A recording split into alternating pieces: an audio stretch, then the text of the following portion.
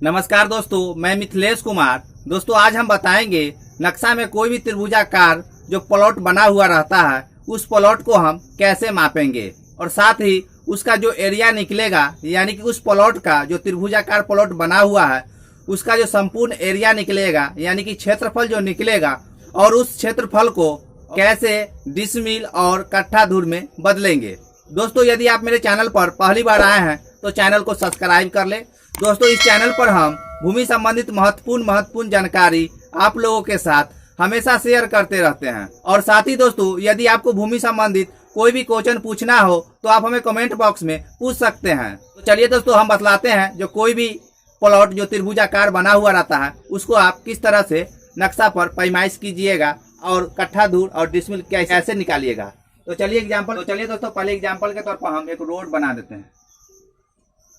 मान लीजिए ये रोड है और यह रोड के सटे हुए एक त्रिभुजाकार प्लॉट है, और इस प्लॉट का जो ये रोड साइड जो फ्रंट है यहाँ और यहाँ की जो दूरी है नक्शा में मान लीजिए 80 कड़ी है। हम कड़ी में लिख रहे हैं, आप फीट या मीटर में भी नाप सकते हैं। 80 कड़ी है यानी कि ये रोड से सटाकर जो हम प्लॉट बनाए हैं वो त्रिभुजाकार प्लॉट है और यहाँ से और यहाँ के बीच में कुल 80 कड़ी है। तो दोस्तों इस तरह का प्लॉट को मापने के लिए हम सिर्फ आधार ही नापेंगे यानी कि उसका बेस जो होगा उसको ही नापेंगे और उसके बाद न इसको नापना है और न इसको नापना है। ये दोनों को हम नहीं नापेंगे क्योंकि त्रिभुजाकार जो प्लॉट होता है उसका जो एरिया होता है यानी कि मैथमेटिक्स कैलकुलेशन में उसका फॉर्मूला होता है 1/2 आधार गुने ऊंचाई, यानी कि त्रिभुज का क्षेत्रफल होता है 1/2 आधार गुने ऊंचाई। तो इसलिए ऊंचाई जो है ऊंचाई हम अपना मन से निकालेंगे। अपना मन से इसलिए निकालेंगे जो त्रिभुजाकार प्लॉट का जो ऊंचाई निकालने का जो रूल है जो उसके शीर्ष से और आधार पे एक लंब खींचा जाता है यानी कि एक लाइन खींचा जाएगा, वो भी 90 डिग्री पर होना चाहिए। तो चलिए हम एक लाइन खींच देते हैं जो आधार पर जाकर मिलेगा और वह 90 डिग्री होगा। तो दोस्तों हम एक लाइन खींच रहे हैं जिसको लंब बोलते हैं और वह शीर्ष से खींचा जाएगा, इस शीर्ष से खींचा जाएगा। जो हम लाइन खींचे हैं वह 90 डिग्री पर खींचे हैं और यहाँ जो एंगल बन रहा है वह 90 डिग्री है यानी कि 80 कड़ी है। और जो लाइन हम खींचे हैं उसको कड़ी गुनिया या फीट गुनिया से हम उसका ऊंचाई मापेंगे और ऊंचाई मापने के बाद जितना ऊंचाई आएगा उतना हम लिखेंगे। और इस तरह का लाइन यदि आप नक्शा पर खींचना हो तो आप पेंसिल और चांद का प्रयोग कीजिएगा क्योंकि चांद से ही आपको पूरा स्पष्ट होगा कि 90 डिग्री एंगल बन रहा है कि नहीं। तो चलिए दोस्तों मान लेते हैं शीर्ष लाइन से जो रेखा खींचे हैं उसका जो दूरी है 90 कड़ी है। आधार से जो शीर्ष लाइन की जो ऊंचाई है वो 90 कड़ी है। तो आप समझ गए होंगे जो हम आधार लिए हैं 80 कड़ी और जो हम लंब डाले हैं उसका जो दूरी लिए हैं यानी कि जो लंब का जो दूरी हुआ आधार से शीर्ष लाइन के बीच वो 90 कड़ी हुआ। तो ये ऊंचाई हुआ, तो आप यहाँ लिख लेंगे। तो ऊंचाई आपको हो गया 90 कड़ी और आधार हो गया 80 कड़ी। हम कड़ी में लिए हैं, आप चाहे तो फीट में भी ले सकते हैं। तो चलिए दोस्तों त्रिभुज का अब एरिया निकालेंगे। तो त्रिभुज का एरिया होता है 1/2 आधार गुने ऊंचाई। तो दोस्तों हम गुना कर देंगे 1/2 आधार गुने ऊंचाई। तो आधार मेरा है 80 कड़ी यानी कि इस त्रिभुजाकार प्लॉट का जो आधार है 80 कड़ी गुने ऊंचाई जो है जो लंब डाले हैं वह 90 कड़ी। इसको जब गुना कीजिएगा 40 दूना 80, 40 गुने 90 बराबर 9 चौक 36 कड़ी स्क्वायर। किसी का भी एरिया का जब कैलकुलेशन कीजिएगा तो वो हमेशा स्क्वायर में ही निकलेगा।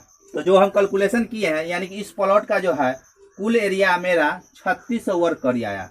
और इसको आप डिसमिल में बदलिएगा तो 1 डिसमिल बराबर होता है 1000 वर्ग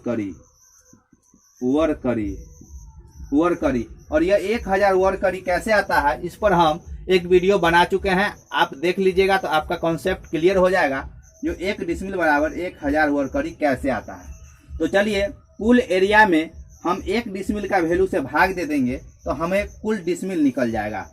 तो कुल एरिया है 3600 वर्ग करी भागा 1000 जब इसको काटिएगा तो आपको आ जाएगा 3.6 डिसमिल।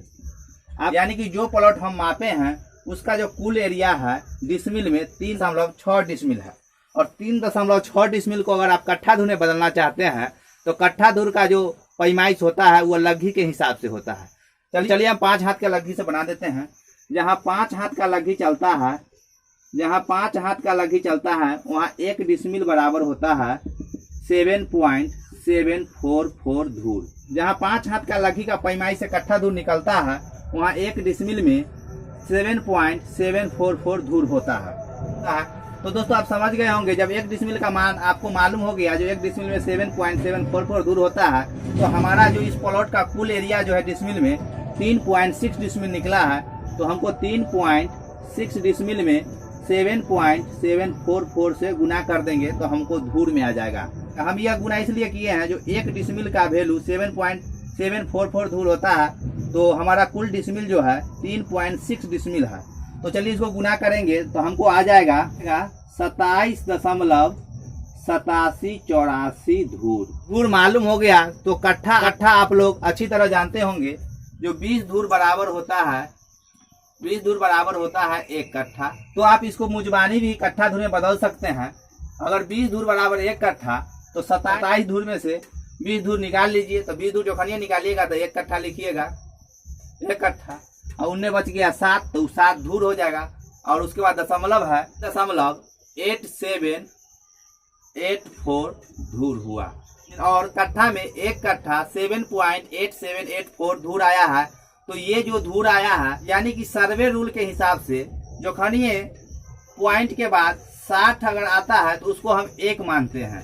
तो उसी हिसाब से हम इसको 1 धूर पूरा मानेंगे, 1 धूर पूरा मानेंगे। तो इसको बोलचाल के भाषा में 1 कट्ठा 8 धूर बोलेंगे।